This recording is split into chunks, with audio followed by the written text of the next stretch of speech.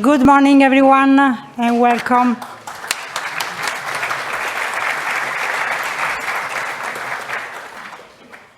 My name is Monica Galantucci. I'm CEO and supervisor at M74.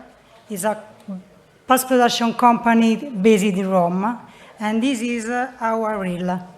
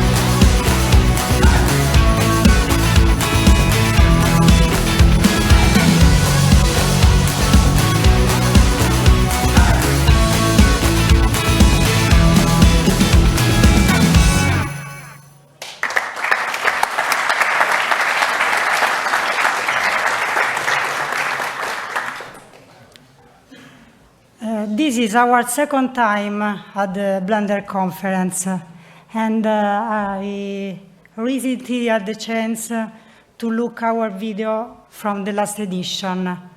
And the thing that struck me the most is noticing how much all we change in the space in just 1 year. How much cohesion, experience, has made us as a group.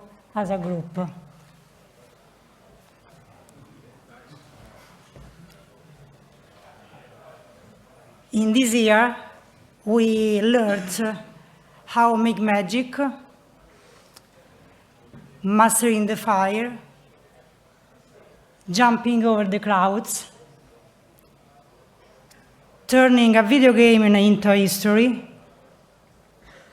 We also understood that decloning people is not always a good idea, and that having superpowers can be complicated for a teenager. But the things that really left a mark in me and in my team is cool work with a certain gentleman that in his 90s gave us the recipe of vomit. I'm talking about Roman Polanski. I have the opportunity to work with Roman for his last movie, The Palace, produced by Eliseo Entertainment. And working so close to Roman has given me the chance, the opportunity to see how much care and attention to detail he puts in making cinema. When I met him in Paris, it's not so easy to get to him because he didn't trust me. He wanted to understand my knowledge and my skill. So the first steps was hesitant. For me, I understood that for Roman, the concept, it can be done, it doesn't exist in his vocabulary. So sometimes it was very hard for me to explain that something it could be done to preserve, to take care of the quality of the shot. But at some point, I understood his ways to see things, his irony, his approach to the cinema, and maybe also to life. If you have seen The Palace, it's obvious that he wanted to have fun. He has this incredible aptitude for drawing inspiration from real things. People and reference are always authentic. Roman Polanski is a curious, interesting, eccentric guy, and at the age of 19, decided that he wants to make fun about all human stereotypes. Do you remember when I talked about the recipe of vomit?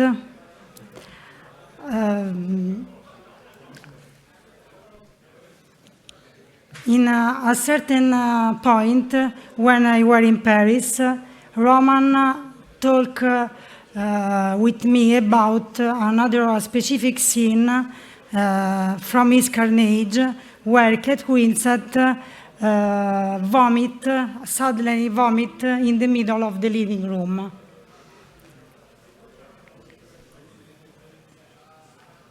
As you can see, Kate is standing in the middle room. He has a soda, and he could acting this scene very well. Sorry for the images, but I need to explain. For our scene, instead, we have a drunk woman sitting in the car, static. So I tried to explain to Roman that the dynamic were completely different. So for me, it was a bit tricky to arrive at the final results. And this is the genius of Roman, because at that point, he understood that he have to change the way of communication with me. So when I come back to Paris, the next time, he made me find all the ingredients for the perfect vomit. And this is. We are in the kitchen of Roman, I think. He mixed all the ingredients to let me understand what he exactly wanted. And this is the result.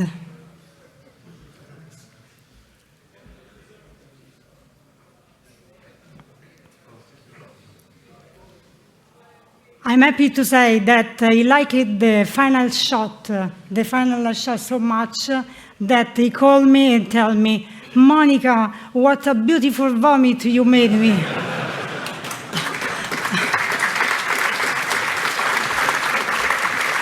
I wish she could vomit a little longer. However, in spite of all the practical difficulties, the approaching deadline, the number of shots always growing during the post-production, working with Roman was a great trip and a great opportunity that I will take always with me. I will talk about this scene. I was in the Roman office in Paris, and the office of Roman is surrounded by awards that he took in his life. So he understood that I'm looking to the Oscar, and he gave me a ladder and say, "Go." So for get the Oscar, I have to move the Palme d'Or. This was the situation. And in the office of Roman, there is a lot of awards, but he told me that one specific coin that is awards that he took for, it was the first awards that he won for the first short movie that he made at the end of the School of Cinema.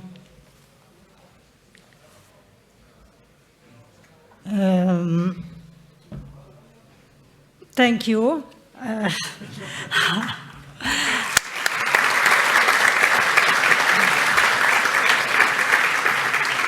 Now I want to introduce my associate and supervisor and friend, Andrea Battistoni. Thank you. Thank you, everybody. I'm Andrea Battistoni, VFX supervisor of M74. I'm happy to be here again this year and to be able to share our best work with you. The first project I want to share with you is Citrion. Citrion is a TV series produced by Jenkins and Tate for Apple TV, then generates high expectation. It's inspired by a famous role-playing game. I'm sure that those who know it will appreciate it. In this production, this is in pre-production, so we are being asked to create the open title. The series is set in present day, and as it happened in the game, the story is about a Titan's war. So we are aiming to very heights in terms of visual effects. So there will be magic effects, creatures, and some many other stuff. This is the logo of Citrion. So we have to create a logo animation for this logo. Every sphere is a universe with its deities and titans and magics and everything. Every sphere is attached by another with an ancient brass structure. One of the difficulties for the animation is that this logo, it can be moved. As you can see, everything is attached and it can be moved. So the solution was to create a rig able to engage and disengage every shot, so we can decide where move and how move everything. To go deep with this project, we request the production the entire role book and the Bible, so we can understand everything, every spheres, every deities, and so we decided to symbolically represent each sphere with an effect, and starting from the close-up and gradually revealing the logo to the final setup with the title. This is the final trailer.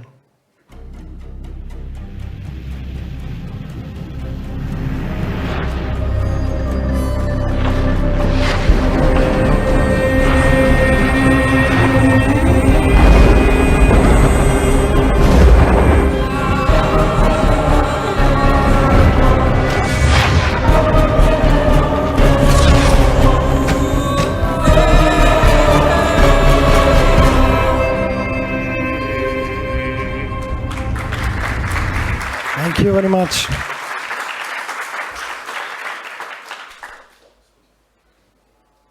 So the next project is called In the Fire.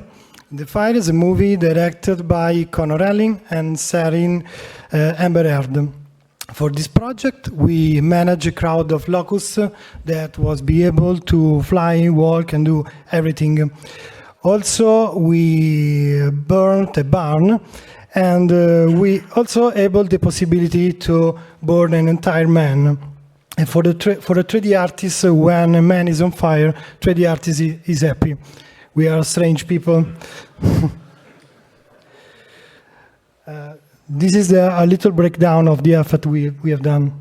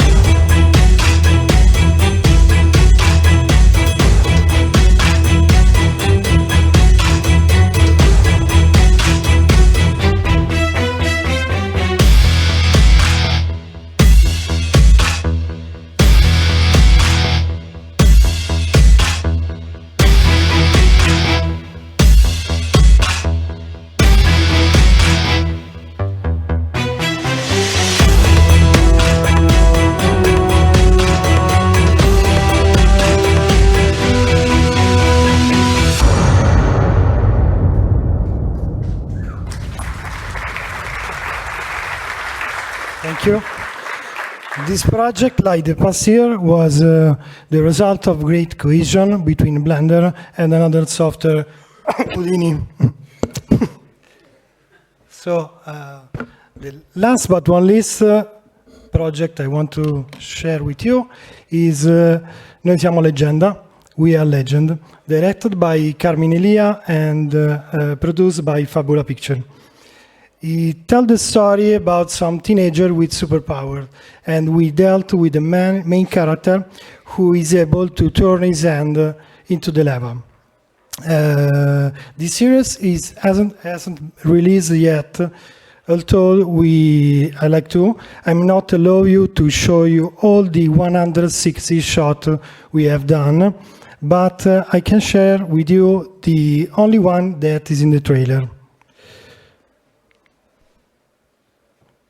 This is the effect of the lava hand. We call it cinderen, like the cinder. And as you can see, the effects start from the inside of the veins and grow up till burning the skin. How we can do it? We start from anatomical model, fully with veins, muscle, and microveins, neural system, and something else with an emission shader. The shader of the skin is a mixture between an hold-out and translucent shader that make it possible to throw inside. We work many of those shots with sunglasses. Our goal, because the shader is quite complex, our goal is to create as possible a smart and fast solution. This is the shader. As you can see, it's quite complex. And so we decided to put all the important things to animate outside, put them in the properties panel. So with Eevee, we give us the possibility to put out 15 seconds per frame at 50K resolution. So those are the slider. The ignition generate the emission on the end. There is also a light power that control 3 supporting light per hand for each hand. The hold-out mask move the mask on the hand. There is also cold skin speed, vein speed, all this in real time.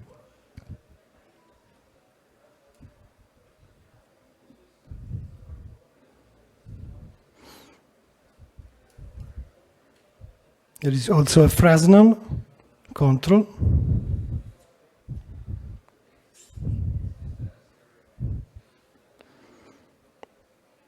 Okay, that's it. Before I leave the stage, I want to add one more thing.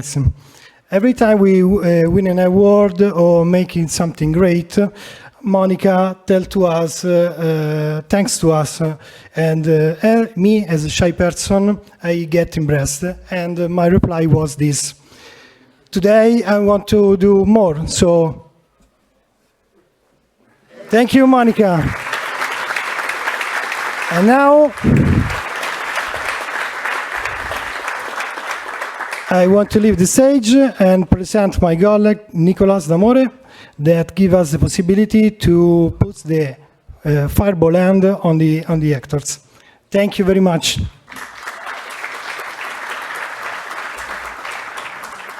Hi everyone, thanks a lot for being here. I'm Nicolas D'Amore. I'm kind of veteran. I use Blender for almost 15 years now, I think, and this is my Blender conference like 12 or 13 times, so I'm so happy to be here again. I will try to, I go for the more technical stuff. I will try not to annoy you because I do rigs, camera tracks, and animations, so maybe it's not the most entertaining thing, but I'll do my best not to annoy you. So for the guy who was fired in his hands, I was in charge for doing the rig, the animation, lots of camera tracks and object tracks. I mean, I had to track the torso, the hands, the wrists, and that was a lot of work, like 160 shots doing that, so I got mad a little bit, but I enjoyed.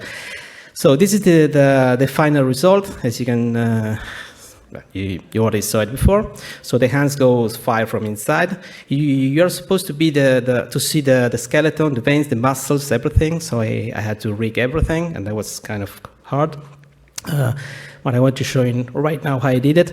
The model is quite simple. Maybe you were asking now why the whole body when you have to animate just the hands, just the fingers, because that was so important for us, for the animators, me and my colleague Davide, to understand where he's in place. I mean, when this is not creative animation, this is roto animation. You have to be extremely precise. So the hand has to be perfect in place. So the camera tracks has to be perfect, but also the object track and the hand and the fingers has to be perfect in place to match what happens in the footage. So the model is quite simple. I gave the colors to make me understand where the sleeves are, where the hands are, and where the body is. So this is Rigify, nothing fancy, and I'm here just trying to test in the rig, FKIK, nothing strange. Now it's from the most difficult part. We need a skeleton, so I use a skeleton, anatomically correct, of course, and every bone is controlling the bones of the skeleton. So we have a bone controlling a bone that is mastering bone. It's like an inception bone. Okay, thank you so much. They told me not to do the pan, but I did it anyway. So I have here you can see the veins, the muscle. Thank you, thank you, my colleague. Everything is controlled by a mesh deform because skinning everything it could take a lot of time. So a mesh deform it's controlling the muscle, the veins, not the skeleton, because you don't want the skeleton to deform just to follow the bones, and the hands are controlling by the mesh deform as well, and everything is controlled by a rig, of course, Rigify. And I put a special thing in the rig that is the possibility to hide one finger at a time, because when the guy had some very weird positions, it was really hard to understand which one was the first finger, the second, the third one. So fancy to have the possibility to hide one finger at a time, and so you can concentrate in the pinky, in the ring, in the middle one, and so on. So animator was really happy about that. Now a little bit of a camera track. I did almost every camera and object track in the project, and I have to thank for this Sebastian Kunig, but I think it's right there because he was my teacher of camera track. So please give him a big applause because. Thanks, Sebastian. And if you didn't watch the tutorials about camera track in the Blender crowd, you should, because they are awesome. Really, I'm talking seriously. In a scene like that, the camera is just panning a little bit. There is not a real parallax. So we can handle in a scene like that. I just handle or a pan, or what we call a smart track, and that's it. I just track one point. For example, the antenna right there, which is kind of I'm sorry, I think I'm going to. Sorry about that. I can rig, but I cannot go. Okay, sorry. That's. Okay, as I said, I'm tracking just one point, so this is kind of stabilizing the footage, and I use that point to move the camera. So I link an empty in the scene. Of course, I'm working on scale. So the point track becomes an empty, which is moving on space. Here you can see that as an empty. I place it exactly where it should be in that building. So the camera is not tracked yet. This is just an empty which is moving.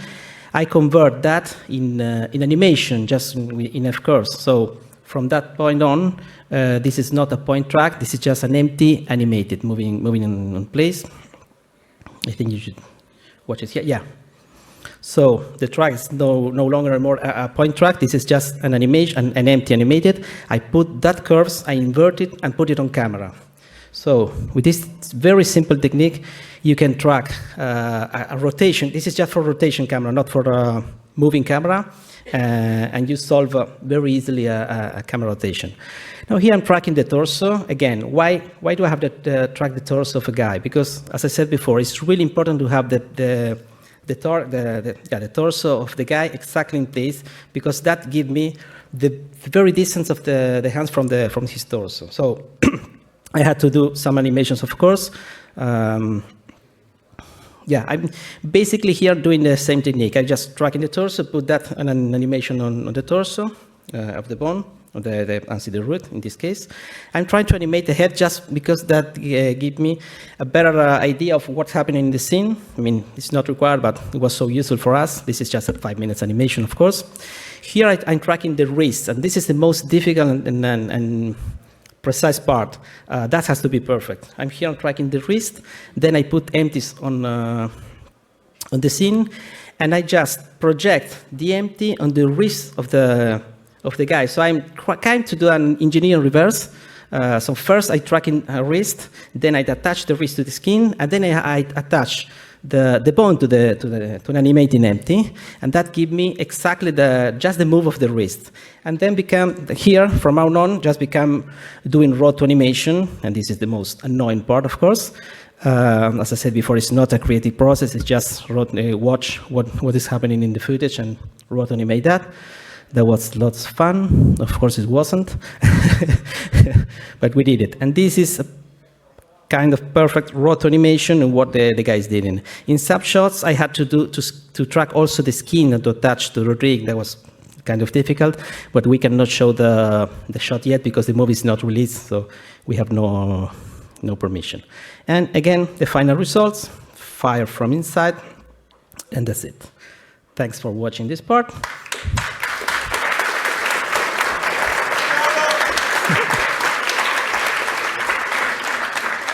Grazie. Okay, I had the big pleasure to work for Roman Polanski as well on the Palace.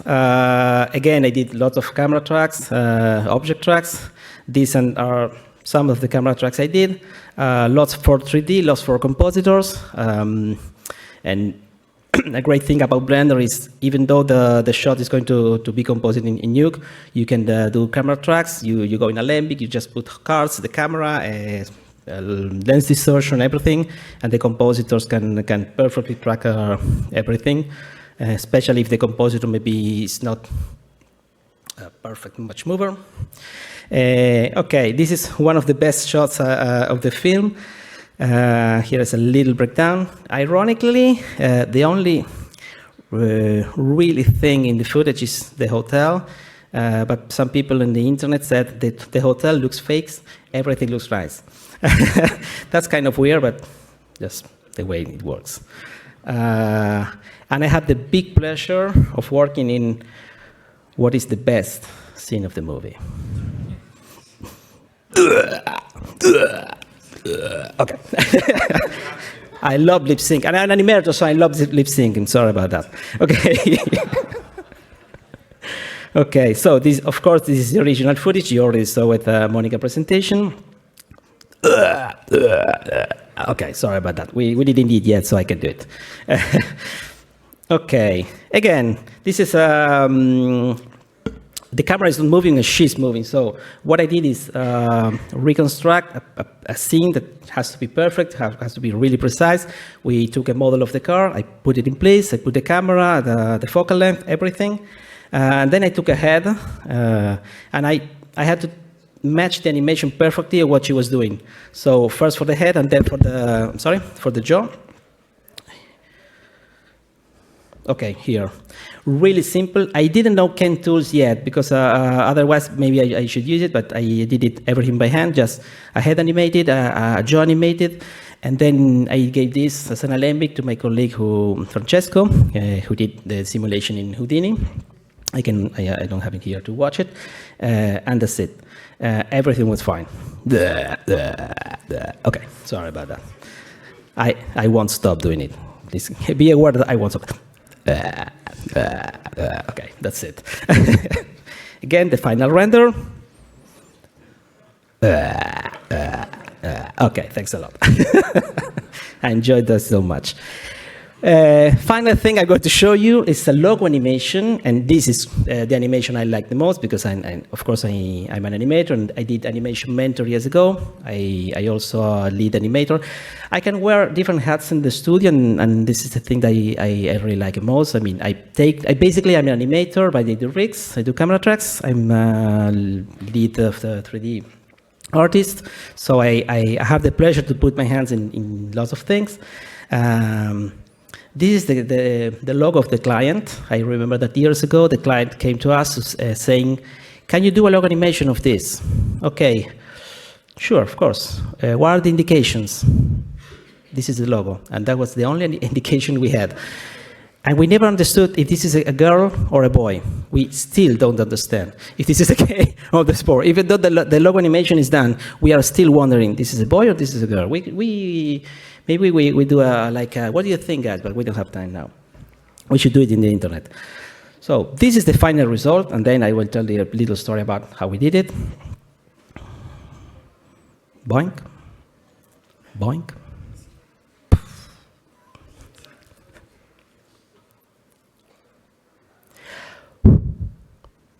Okay. Thank you so much. Thank you. Thanks. Of course, I was joking before. The client said, okay, she's a girl, she's a rocky girl, whatever it means. She's a rocky girl.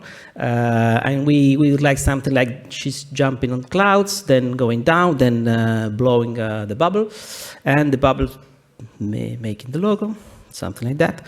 So we started doing some research, of course, with storyboard, with a storyboard artist. That's at the clouds, at the kid is doing this and doing that. The first version was kind of different, like she was sliding in a bubble. That was a character proposal.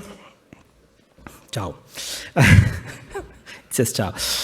This is the approved character. Again, rigified, very simple. We didn't use simulations for the skirt. I rigged the skirt and animated myself, which is not very difficult, but I have 3 levels of controls, the primary, the secondary, and the tertiary for the final tweaks, as you can see. Because I find myself sometimes being faster doing it than simulating, because, of course, being an animation, I know where to tweak and how controls to move. That was the first proposal we did. I mean, while our colleagues were working on the character and the rig effector, those things, another department was working on the previews to show the client, just say, this is what you want, and this is an old preview, which was, as you can see, very, very different from the final result. It was really fast, like, yeah, like I Am Legend. This is, of course, an animatic, a very rough animatic. Please don't judge the animation, because this is just a previs. But the client said, okay, I like the idea of jumping on the clouds, not that fast, maybe a little bit like more enjoying, because in this scenario, it looked like he's escaping from someone and not enjoying jumping on the clouds. So we changed all of that. For the Blender file, I had just one blend file. All the bubbles were attached to the camera. That was much, much easier for me to control the bubbles appearing on screen and going out, because I always work on scale. So this scene is like 500 meters being long. Again, I'm not using simulations for the bubble. I'm just using a simple, maybe not that simple rig that gave me the impact of the jump and the effect she does in the bubble. As you can see, boop, boop, boop, boop. Okay, and I really enjoyed doing that stuff. Okay, for the jumps, very simple particle seams for the bubbles. In the extant frame, she goes, and maybe the hardest thing was matching her pose and the bubbles to the logo, because again, it has to be super precise, but we did it. And again, the final result, boink, boink. I love making sounds. Okay, that's it. Thank you so much.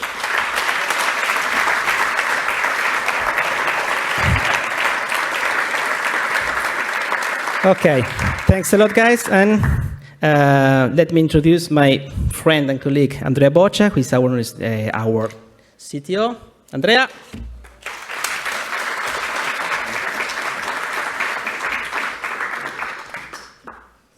Thank you very much, Nicolas.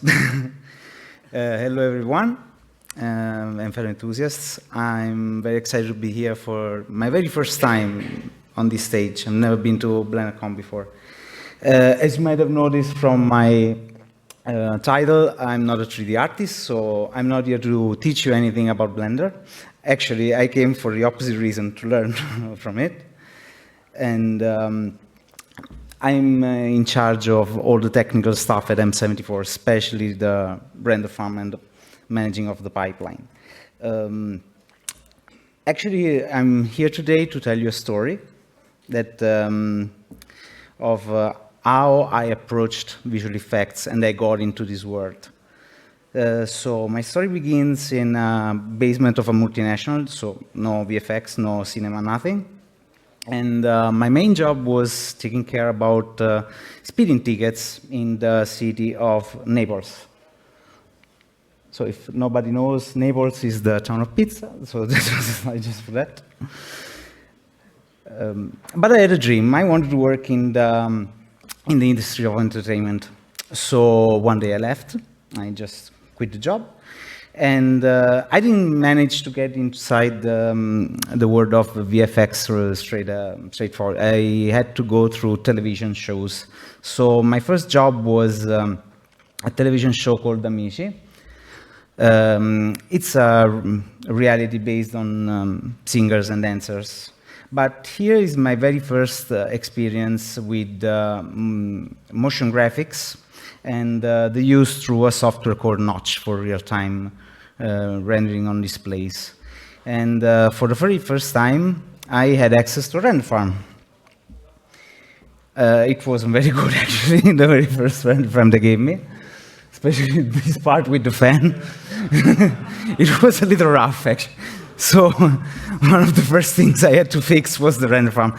And thank God they gave me budget to do it, and I had something more that looked a lot like this. This was a few years ago. And so I began working, because of motion graphics, with Cinema 4D. Now, I have nothing against Cinema 4D, of course, but I learned one thing very fast, that ProRender is very, very slow at rendering stuff, because it's all CPU-based and everything, so every render took ages just to finish something. And also another thing I didn't like about it is that we needed, because of the pipeline and the workflow, we needed to use it with team render. So we had very, very, very long rendering times ahead of us. So one day I went to the art director, the person who was in charge of deciding about the pipeline and everything, and I asked her if could we make a test just to see. There was Blender 2.79 at the time. I said, why don't we give it a try? We can try doing motion graphics with Blender. And she accepted with reserves, of course, but at least she said she tried, because the excuses just came along with that. She said that it was very different from Cinema 4D. It had no useful plugins. I don't know why she said that. And there was a weird guy on YouTube who wanted to make her a donut. So that's how she was approaching the thing. So at that point, I gave up. I said, you know what, whatever. We just keep using Cinema 4D. We'll just be waiting for the renders. Until one day, I managed to find a VFX company where I went, and another studio, but this time movies and TV shows. That's what we try to do. Yeah, they are a little bit modified. So where I managed to get this time, I had a bigger render farm, and I'm not proud of this one. It's a little sketchy, but it was bigger. It could manage a lot more stuff, mainly because the 3D rendering software, I'm not going to name it, I'll let you guess it, was this. I needed to render with Arnold, another great render engines. I mean, the results were okay, were good, but render times were very, very, very slow. At least I had deadline to manage all the renders that were coming inside of the farm, but it wasn't really ideal. So I went to my former 3D supervisor. He was in charge of all the department, and I asked him, why don't we try using Blender? Like, I'm not saying for a whole movie, I'm not saying for a whole TV show, but an ad, an advertisement, something like that, at least to see if we can have a difference in rendering times, managing, and everything. And I got one simple reply. That's it. That's what the reply. So when you look at me that way, I just dropped the thing and never talked about it anymore. Until I finally landed in my new studio, M74, where I didn't even need to ask to try new things. They were already using Blender. The production crew had already embraced it on already a large scale and tried to introduce it into the 3D pipeline. I came in to help them doing that. I like Blender because of its open source nature, coupled with its powerful features, and a very, very active community, which only demonstrates its evolving potential and how in just a few years it has become mainstream even in cinema productions at this point. Combining it with the ThinkBox deadline marked a turning point into our production process. Besides our resident render farm, we could now finally, of course, at given time frames, of course, we could use all the machines in the office and set them up properly in order to give out the frames that we needed. And I also managed to integrate Blender, not with this, with a little bit of tweaking, but like everything, with the Foundry Nuke and DaVinci Resolve, our two main tools in order to publish movies. And it allowed us to streamline our creative endeavors and even let creators sometimes having time to experiment, try new things, which is the point, after all. As a technician behind the curtains, I can only say that I'm thrilled by what is already possible through this software, and I really can't wait to see what will come next. I thank you very much. I hope I didn't bore you.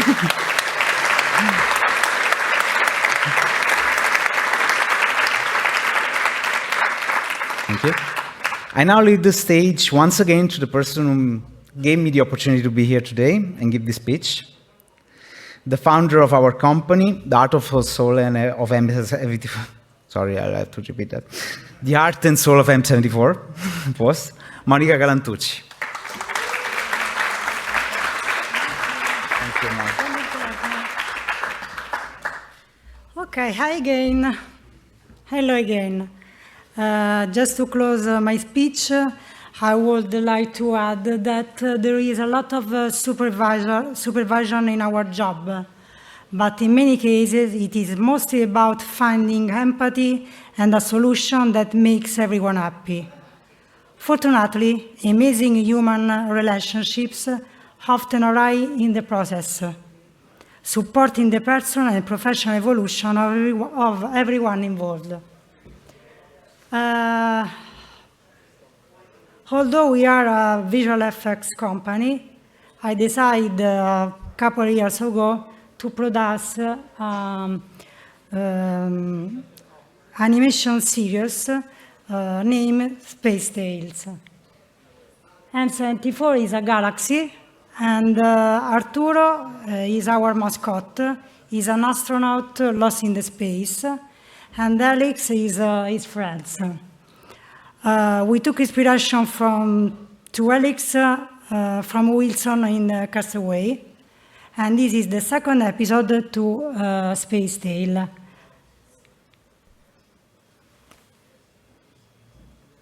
You know.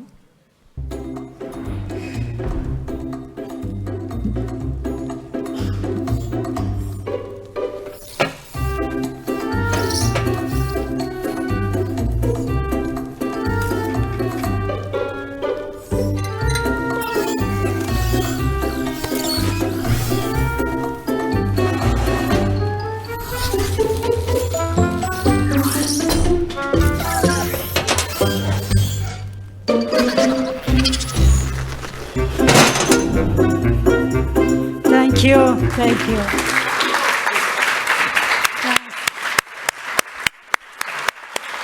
Thank you. Okay. Any question? For maybe for Nicolas or Andrea, I don't know, but this is our studio, our company. Thank you.